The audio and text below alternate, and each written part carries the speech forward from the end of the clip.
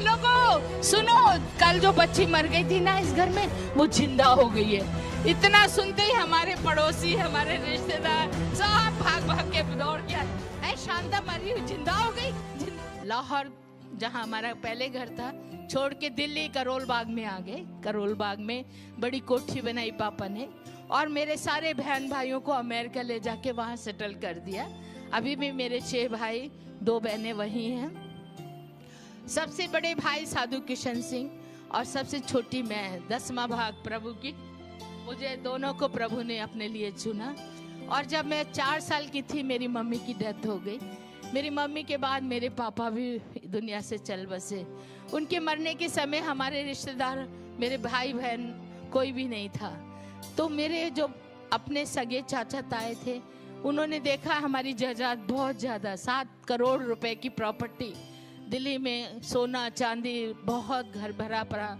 उन्होंने उस पैसे के लिए सोचा इस बच्ची को रख के क्या करना है, इसको मार डालेंगे, इस प्रॉपर्टी का हम अधिकारी बन सकते हैं। उन्होंने मुझे स्लो पॉइजन के इंजेक्शन दे के मारना चाहा।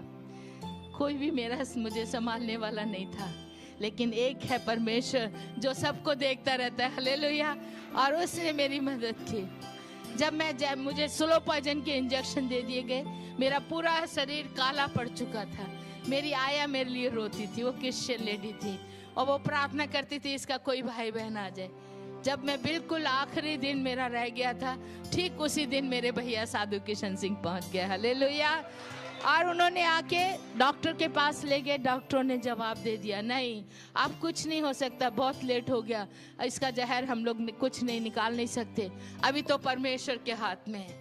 मेरे भाई ने कहा, अच्छा मेरा परमेश्वर तो बहुत अच्छा, परमेश्वर जिंदा खुदा है, वो जीवन देगा मेरी बहन को, मैं उससे मांगूंगा। और भाई ने लेके थोड़ा सा पानी लिया और उसमें क्रॉस का निशान बनाकर एक ही बात कही, प्रभु जी इस पानी के अंदर तेरे आत्मा को डाल, जीवन को डाल, मैं इस बहन को पिलाता हूँ, ये पानी पीते ही इसके अंदर का सारा जहर बाहर आ जाए, हालेलुया।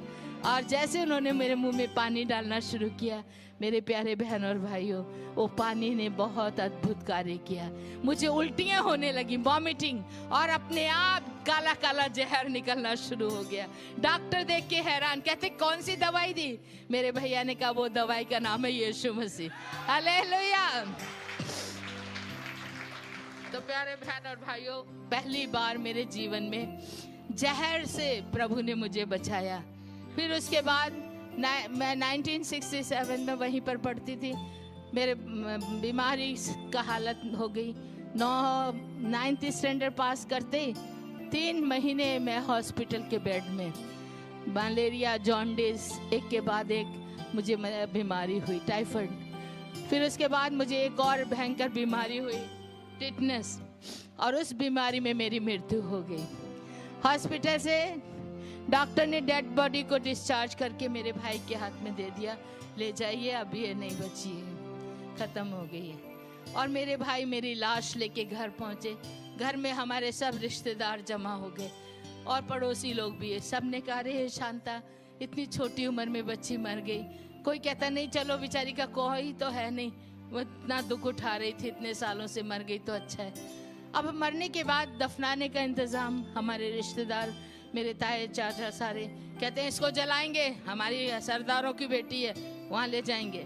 मेरे भैया ने कहा नहीं नहीं, मेरी बहन है, क्रिश्चियन है, यीशु को मानती है, हम क्रिश्चियन चर्च में लेके जाएंगे। दोनों में लड़ाई शुरू हो गई और चाचा लोग सब नाराज होके चले गए। उसके बाद मेरे भाई एक पादरी साहब के पास गए, दिल्ली के बिशप बने थे बाद में वो, पहले उस समय पादरी थे, पादरी एरिक विक्टर जोनाथन। उनको जाके एंग्लिकन चर्च है, उनको बोला मेरी बहन को दफनाने के लिए आपके कब्रिस्तान में जगह मिलेगी? उन्होंने कहा हमारे यहाँ तो जिनका चर्च में मेंबरशिप होती है उनके लिए ही जगह होती है। मेरे भाई ने कहा चलो मेंबरशिप जो भी है आप ले लो, मेरे बहन को अपने कब्रिस्तान में जगह दे दो, जो भी पैसा लगेगा मैं दूंगा। पादरी साहब हमारे घर आए, आके मेरी लाश को देखा। लाश को देखने के बाद कहते हैं इसको नहला पिला के ही तो कपड़ा डालेंगे, कफन ले जाएंगे कब्रिस्तान में, तो मैं ऐसा करता हूँ इसी में मैं बपतिस्मा भी दे देता हूँ, ताकि कोई पूछे तो मैं बता सकूंगा कि मैंने बपतिस्मा दिया। और उन्होंने हमारे घर में एक बड़ा वाटर टैंक था, उसमें बपतिस्मा भी दे दिया। और कफन बॉक्स लेके आ गए, कपड़े सफेद ला के मुझे पहना दिया गया और मेरी लाश को सजा के रख दिया। ये सब करते देखा बाद में, अरे बाप रे, टाइम तो हो गया, अभी तो कब्रिस्तान नहीं ले जा सकते, रात हो गई है, आज की रात लाश को ऐसे रहने देते हैं, कल सवेरे लेके जाएंगे। और ये कह के पादरी और उनके साथ आए चर्च के मेंबर दुआ करके चले गए। उनके जाते ही हमारे आस पड़ोस के लोग जो बैठे थे वो भी धीरे धीरे उठ के चले गए। मेरे ब्रदर साधु किशन सिंह अकेले थे और वहाँ पर उनको अच्छा नहीं लग रहा था, दुख भी लग रहा था, क्योंकि वो मुझे बहुत प्यार करते थे। मम्मी पापा के मरने के बाद मेरे भैया ने ही मुझे माँ का बाप का प्यार दिया था, वो ही मुझे पालते थे और उनको दुख भी लग रहा था। लेकिन कहते हैं आप क्या कर सकते हैं, जो हो गया हो गया, चलो अभी इस लाश के पास सारी रात क्या बैठूंगा, मैं भी थोड़ी देर सो लेता हूँ। और इतना कह के मेरे भाई ने क्या किया, अपनी बाइबल ली और मेरे सिर के पास रख दी और स्वयं जाके अपने बेड में लेट गए। लेटने से पहले उन्होंने कहा, प्रभु जी जो कुछ तूने किया अच्छा किया, आगे जो तेरी मर्जी है कर, मेरी बहन की आत्मा को तेरे हाथों में सौंप देता हूँ। जैसे ही उन्होंने प्रभु को समर्पण किया करके और जाके वो सो गए, उनके सोते ही प्रभु ने अपना काम शुरू कर दिया। हालेलुया। अचानक मेरे रूम में एक बड़ी लाइट आई और लाइट के बाद दो एंजल दो तरफ आके खड़े हो गए, मेरे बेड के, एक इस तरफ एक इस तरफ। और उन एंजलों ने, एक ने मेरा ये हाथ पकड़ा, दूसरे ने ऐसे हाथ पकड़ा। मैं बड़ी हैरान, मैं हो रही ये क्या है, इतने बड़े बड़े स्वर्गदूत क्या करने जा रहे हैं। और वो मुझे उड़ा के इसी तरह उठा के स्वर्ग की ओर ले चले। हालेलुया। बहुत सुंदर लग रहा था वो दृश्य, बादलों पर इस तरह मैं चल नहीं रही थी, हवा में उड़ रही थी। हालेलुया। और वो स्वर्गदूत मुझे बहुत सुंदर जगहों से घुमाते, बहुत खूबसूरत बगीचों में से लेकर तरह तरह के फल फूल और बड़ी सुंदर सुंदर लाइटें, रोशनियां जो इस संसार की नहीं स्वर्ग की थी मैंने देखी। और वहाँ बहुत से लोग सफेद वस्त्र पहने, सिरों पर सोने के मुकुट लगे, प्रभु की महिमा स्तुति आदर सम्मान कर रहे। उन लोगों ने मुझे देखा, सब खुशी से मेरा आदर कर रहे। मैं हैरान, अरे ये लोग मुझे जानते हैं क्या। और वो उनको देखते देखते फिर प्रभु का दास लोग, स्वर्गदूत लोग मुझे एक बड़े से सोना का भवन था उसके सामने ले गए। वहाँ की सड़कें भी सोने की थी और उस पर चलकर हम उस बड़े हॉल के सामने खड़े हुए जाकर, और हॉल का दरवाजा अपने आप खुल गया, वो भी सोने का दरवाजा। अंदर देखा तो बहुत रोशनी, पूरी लाइट से भरा हुआ था। और फिर लाइट को थोड़ा ऐसे करके अंदर जाके देखती हूँ, इधर भी 12 सिंहासन, इधर भी 12 सिंहासन, उन पे कोई बैठे हुए थे। बीचों बीच में एक बहुत बड़ा सोने का सिंहासन था और उस सिंहासन पे यीशु मसीह बैठा था। हालेलुया। और मुझे उनके सामने ले जाके खड़ा कर दिया गया। पवित्र पवित्र सामर्थी परमेश्वर, युगानुयुग जीवता परमेश्वर, ऐसे तरह था कि मैं वहाँ पर प्रभु के दूतों के द्वारा उनकी महिमा को सुन रही थी। जब मुझे सामने प्रभु के चरणों में रख दिया, स्वर्गदूत मुझे रख के पीछे हट गए और प्रभु का हुक्म सुनने के लिए सब लोग शांति हो गए, ऐसे देख रहे थे। मैं नीचे पैरों को देख रही थी प्रभु के, और मेरा मन खुशी से झूम रहा था। अरे वाह, मैं कितनी भाग्यशाली हूँ, मुझे सीधा स्वर्ग में प्रभु के चरणों में आना पड़ा है। और उसी वक्त प्रभु ने मेरी तरफ देखा और कुछ बोलना चाहते थे, लेकिन मैंने सोचा मैं भी प्रभु का चेहरा पहले देखूं, और वैसे करके आंखें उठा के उनके चेहरे की ओर देखना चाहा, लेकिन उनका चेहरा नहीं देख सकी। वहां पर एक बड़ा सा सूरज चमक रहा था। हालेलुया। और उनके इतनी रोशनी थी कि मैं यीशु के मुखमंडल को नहीं देख पाई। लेकिन उसी वक्त एक बड़ा मीठी आवाज से प्रभु ने मुझे मेरा नाम लेके पुकारा, कहा, बेटी शांता, तुझे ये जीवन मैं वापस लौटाता हूँ। तू दुनिया में जा और जाके सबको बता मैं ही जिंदा खुदा हूँ और मैं बहुत जल्दी आने वाला। हालेलुया। ये था मुझे प्रभु ने दोबारा जीवन दिया। अपना सिर, मेरे सिर पे प्रभु ने अपना हाथ रखा और मुझे नीचे की ओर धकेल दिया, और मुझे ऊपर से एकदम नीचे गिरना शुरू हुआ, और गिरते गिरते गिरते गिरते एकदम नीचे पहुंची। जैसे ही मैंने पैर जमीन पे रखे, आंखें खुल गई। आंखें खोल के देख रही हूँ मैं कहाँ हूँ, कहाँ आ गई, देखा तो वो मेरा ही बेडरूम था। लेकिन कैसे गिरी हूँ, कहाँ से गिरी हूँ, फिर ऊपर की तरफ देखा तो ऊपर आकाश खुला हुआ नजर आ रहा था। हालेलुया। पूरी हमारे छत खुली हुई और ऊपर से एक बड़ी लाइट मेरे ऊपर फोकस हो रही थी, जैसे कोई ऊपर से बड़ी लाइट जला के मेरे ऊपर चाहे वो कर रहा है, और वो स्वर्ग तक वो लाइट जा रही थी। और उसे देखते मैं जोर जोर से अपने भाई साधु किशन सिंह को बुलाना शुरू कर दिया। भैया जल्दी आओ, भैया देखो स्वर्ग खुला है, प्रभु जी मुझे वापस दुनिया में छोड़ के जा रहे हैं। उन्होंने मेरी आवाज नहीं सुनी। मैं उनके पास जाके उनको उठाया, भैया उठो, भैया उठो। मेरे भाई आंखें बंद करके बोलते, कौन है तू, कौन डिस्टर्ब कर रही? मैं क्या, मैं शांता। कहते ले, शांता तो मर गई है, उसकी लाश उधर पड़ी है, तू कौन है, अपना नाम बता। मैं क्या, भैया मैं मर गई थी लेकिन अभी जिंदा हूँ, क्योंकि यीशु मसीह ने मुझे जिंदा किया। उनको कहानी जैसी वो लगा, सपना जैसा लगा। मैंने कहा आप आंखें तो खोलो, मैं इधर खड़ी हूँ। उन्होंने आंखें वैसे मल के मुझे देखा, और उस समय रोशनी नहीं थी रूम में, 4 o'clock मॉर्निंग, अर्ली मॉर्निंग का टाइम था। मेरे भाई ने जैसे ही मुझे देखा, वो सफ़ेद कपड़े ना कफन वाले पहने हुए थे, और उस कपड़ों से एक तरह की लाइट निकल रही थी, क्योंकि आत्मा का वो था मेरे ऊपर वरदान। और जैसे ही मेरे भाई ने मुझे देखा, वो डर के उठ के दूसरी तरफ जाके खड़े हो गए। कहते तो रुक जा, तू शैतान है, भूत है, भूतनी बन के आ गई है, मेरी बहन मर गई है, भूतनी बन के आ गई है। वो कहते हैं शैतान चली जा यहाँ से।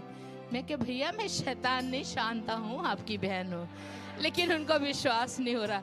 वो जल्दी से गए मेरे बिस्तर पे, जहाँ पे मेरी लाश पड़ी थी, वहाँ से चादर हटा के देखते हैं वाइट चादर है, लेकिन मेरा शरीर वहाँ नहीं था, मतलब मेरा लाश नहीं है। वो मेरी लाश को ढूंढ रहे हैं इधर उधर रूम में। मैंने कहा भैया आप वो क्या ढूंढ रहे हैं, मैं तो आपके पीछे खड़ी हूँ, मुझे देखो। कहते तू खड़ी हो जा, दूर रहे, मेरे से पास मत आ। मैं क्या, हाँ नहीं, क्यों क्या है बात है? तो उनको लग रहा था कि मैं भूतनी हूँ। बाद में कहते मैं छू के देखूंगा, क्योंकि भूत के तो शरीर नहीं होता है, उसको पकड़ो तो हाथ में नहीं आता है ना। तो उन्होंने कहा मैं छू के देखूंगा। मैंने कहा ये लो देखो। मैंने ऐसे हाथ कर दिया, मेरे भाई ने डरते डरते मेरा हाथ पकड़ा। हाथ पकड़ते ही उनके हाथों में मेरा उंगलियों का स्पर्श हुआ, और वो कहते अरे सच में तू तो शांता ही है। मैं क्या, वही तो मैं कह रही हूँ, मुझे यीशु मसीह ने जिंदा किया है। इतना सुनते मेरे भाई उसी वक्त नील डाउन होके प्रभु का धन्यवाद करने लगे, और मैंने उनको सब बताया स्वर्ग में कैसे कैसे मैंने क्या देखा, और प्रभु ने कैसे मुझे वापस भेजा है। वो कहते मैं पादरी को जाके बता के आता हूँ, नहीं तो उन्होंने कब्र खुदवा देनी है। वो दौड़े दौड़े गए पादरी क्या, पादरी कहता अरे भाई इतना जल्दी, अभी तो टाइम लगेगा, कब्र खुदवाएंगे, थोड़ा ठहरो। कहते नहीं अभी आपकी कब्र की जरूरत नहीं है। क्यों? मेरी बहन को यीशु मसीह ने जिंदा कर दिया। पास्टर बड़े हैरान होके मेरे भाई को देख के कहते साधु जी आप रात को सो गए थे क्या? कहते हाँ सोया तो था। हाँ वही तो आपने सपना देखा होगा, कहाँ मरी हुई जिंदा हुई होगी। कहते अरे नहीं सच बोल रहा हूँ, वो सपना नहीं है, सच्चाई है, मेरी बहन जिंदा है, आप चल के देखो। और पादरी साहब को खींच के लेके आए, चलो चल के देखो। पास्टर ने आके मुझे खड़े देखा, आंखें खुली की खुली रही। कहते अरे ये शांता कल लाश पड़ी थी आज खड़ी हुई है, हालेलुया। और मैंने कहा पास्टर जी प्रभु ने मुझे भी जीवन दिया है। ओ बड़े खुश हो गए। कहते हैं इस बाइबल से मैंने हजारों बार प्रचार किया, 4 दिन का मरा हुआ लाजर यीशु मसीह ने जिंदा किया, जारस की बेटी को यीशु ने जिंदा किया, और विधवा के बेटे को। वो यीशु कल और आज हमेशा हमेशा एक जैसा है। जो 2000 साल उसने पहले काम किए, क्या वो आज नहीं कर सकते? हालेलुया, वो आज भी कर रहा है और भी करता रहेगा। वो युगानी युग एक सा है ईश्वर, हालेलुया। उसी दिन मैंने सबके सामने गवाही दी। पादरी ने निकल के लोगों को बुला लिया, ए लोगों सुनो, कल जो बच्ची मर गई थी ना इस घर में, वो जिंदा हो गई है। इतना सुनते ही हमारे पड़ोसी, हमारे रिश्तेदार सब भाग भाग के दौड़ के आए, ऐ शांता मरी हुई जिंदा हो गई, जिंदा हो गई। अरे रात को लड़की मरी थी, सवेरे जिंदा। और सब ने आके मुझे देखा।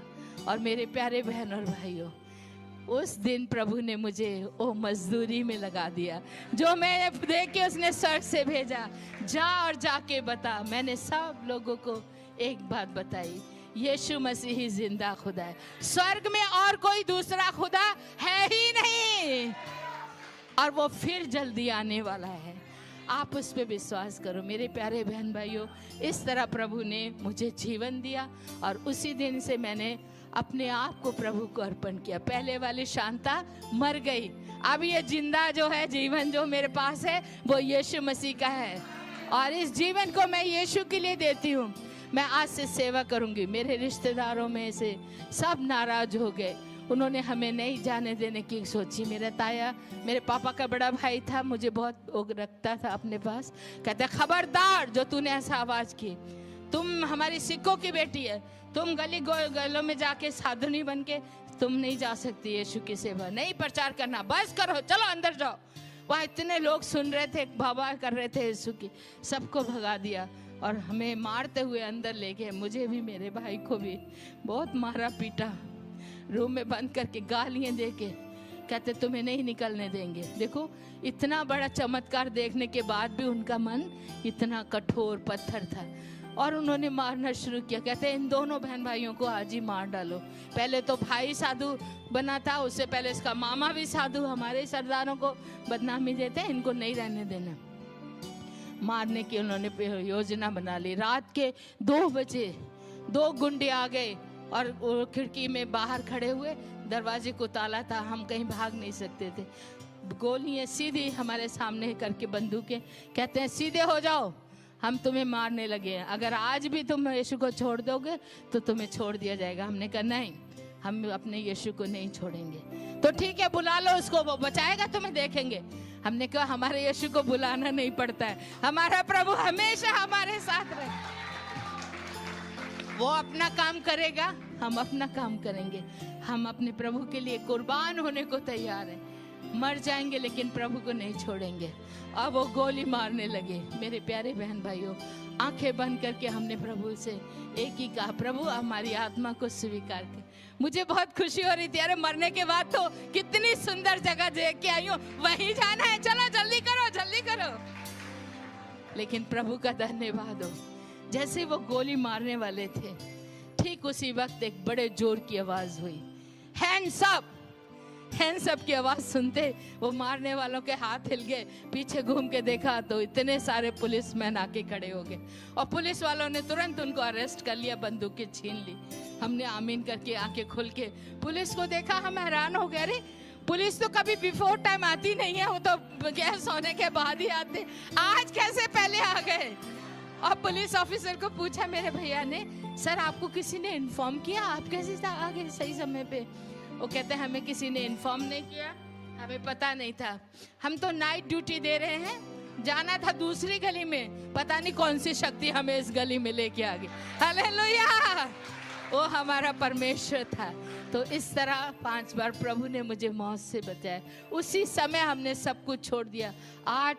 7 करोड़ की प्रॉपर्टी थी जो मेरे, दिल्ली करोल बाग बहुत अमीरों की रहने की जगह है जहाँ मेरे पापा रहते थे, बहुत कुछ सामान था, सोना चांदी, सब कुछ छोड़ के सबसे कीमती तोहफा, सबसे बहुमूल्य चीज परमेश्वर का वचन लेके हम घर से निकल पड़े।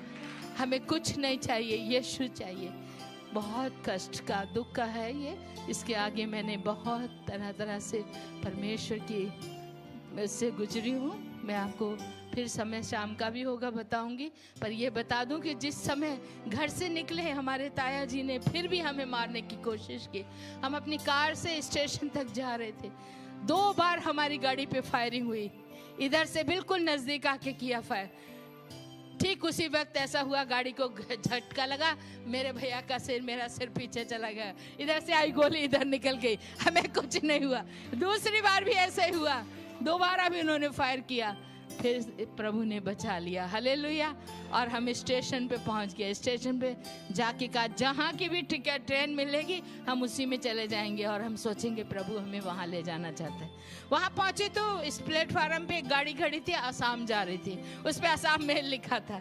अरे ठीक है, प्रभु शायद हमें आसाम ले जाना चाहता है, हम यहीं जाएंगे। मेरे भाई ने पॉकेट में हाथ डाला मनी पर्स निकालने के लिए, लेकिन वहाँ मनी पर्स ही नहीं था। कहते लो शांता, पैसे भी तो घर छोड़ के आ गए, अब इस टिकट कैसे लेंगे? तभी प्रभु ने एक पास्टर को वहाँ भेज दिया और वो पास्टर ने हमारे लिए 2 टिकटें ला के दी और हमें ट्रेन में बैठा दिया। जैसे ही हम ट्रेन में बैठे, ट्रेन फास्ट हो गई, चलने लग गई। पास्टर से कहा, भाई साहब कोई एड्रेस किसी का है तो हमें दीजिए। वो अपनी डायरी निकाल के लिख रहे थे, लेकिन लिखने के बाद देना चाहा, इतने में ट्रेन इतनी फास्ट हो गई वो हमें ना दे सके, ना एड्रेस दे सके, ना कोई रुपया।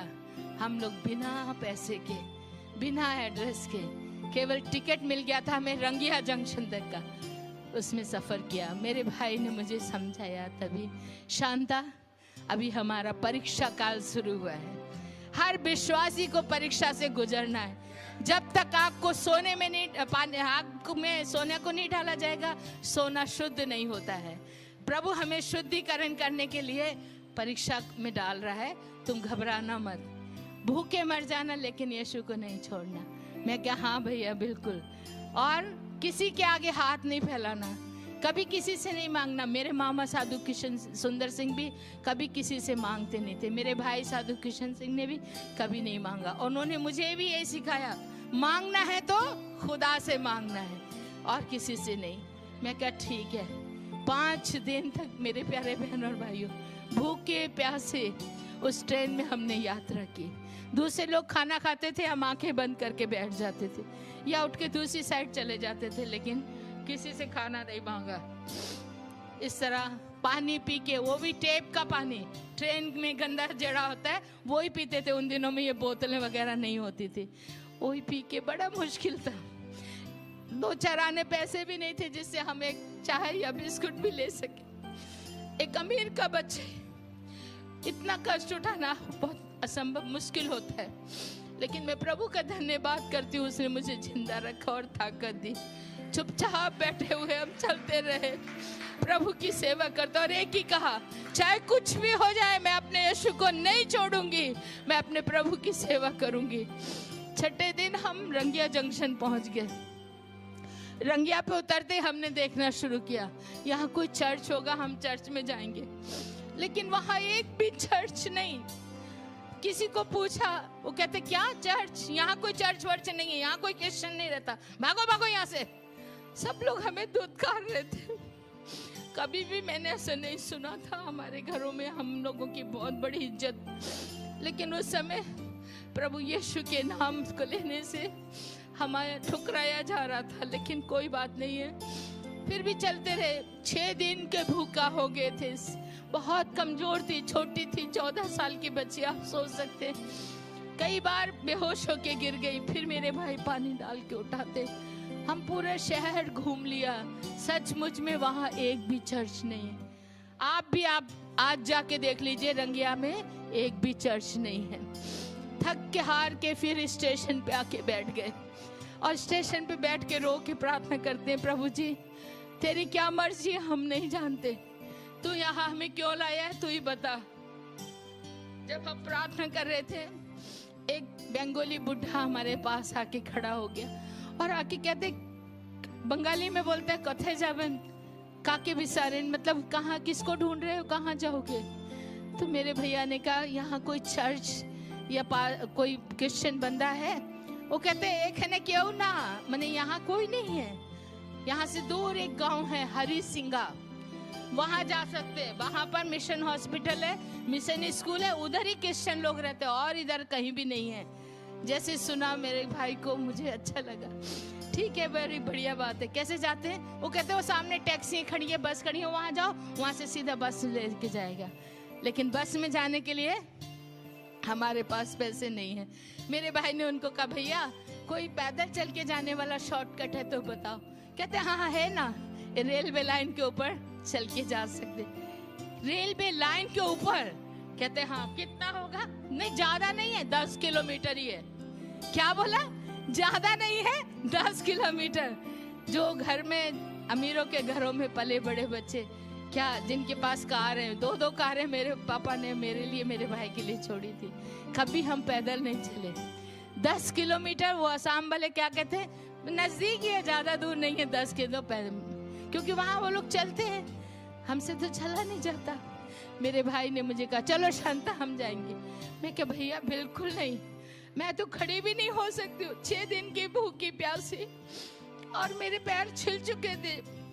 मैंने कहा नहीं, मैं नहीं जा सकती, यहीं हम भूखे मर जाएंगे। लेकिन हम नहीं जाएंगे।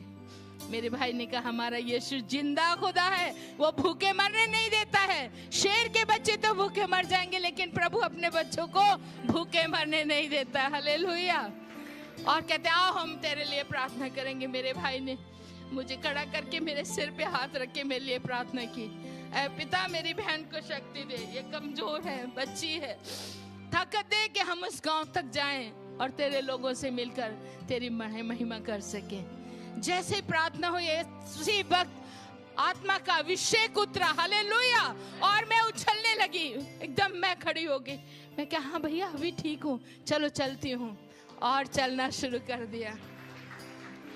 और कहाँ, वही रेलवे लाइन के ऊपर बड़े बड़े पत्थरों पर चल के, कांटे और बिच्छू भरे रास्तों पर, बहुत मुश्किल था। उसी सफर पर चलते जा रहे, चलते चलते कितनी बार मेरा पैर फिसल गया, गिर गए, कांटे चुभे पैरों में, पत्थर से कट गया, गिरते ही चोट लगी, हाथ पैर घुटने छिल गए, वहां से भी खून बह रहा है, सिर पे ट्रैक पे गिरी, ट्रैक लगा सिर पे, यहाँ से भी खून बह रहा था, पूरा खून ही खून बहता जा रहा था। और फिर भी मैं चलती जा रही थी। मेरे भाई ने मुझे देखा, मेरी आंखों से आंसू बह रहे थे। कहते शांता ये तो गलत कर रही है तू। मैं कि क्या, ये तेरी आंखों से आंसू क्यों निकल रहे? प्रभु का वचन में क्या लिखा है? याकूब 1:2 में लिखो, पर देखो वहां लिखा है, ऐ मेरे भाइयों, जब तुम्हें तरह तरह की परीक्षाओं से गुजरो तो तुम क्या करना? आनंद मनाना। हालेलुया। मेरे भाई कहता है आनंद मनाओ, खुशी मनाओ, नचो ते गाओ। मैं क्या, इसी हालत में कौन गा सकते, कौन ना सकते? मेरे भाई कहते हैं हम करेंगे, चलो हम लोग गाना गाते जाएंगे। मुझे उठाया, मेरे पैरों में बिल्कुल बहुत छाले पड़ चुके थे, जोंकें भी लगी हैं। वहां से हमें बहुत जोंकी होती है रास्तों पर, इतनी मोटी मोटी जोंके, पूरा पैरों से खून बह रहा था। हम चलते जा रहे, हमारे खून के पैरों के निशान बनते चले जा रहे थे। साधु सुंदर सिंह मेरे मामा जी जब लद्दाख तिब्बत में गए थे, बर्फ के ऊपर उनके खूनों के पैरों के निशान, तो उनको ब्लीडिंग फीट अपोस्टल का नाम से जाना जाए। आज मैं और मेरे भाई कभी उसी रेलवे लाइन पर खून के निशान पड़े हुए हैं जहां से हम चल के गए। रात के 12 बजे जाके उस गांव में पहुंचे, बहुत मुश्किल था।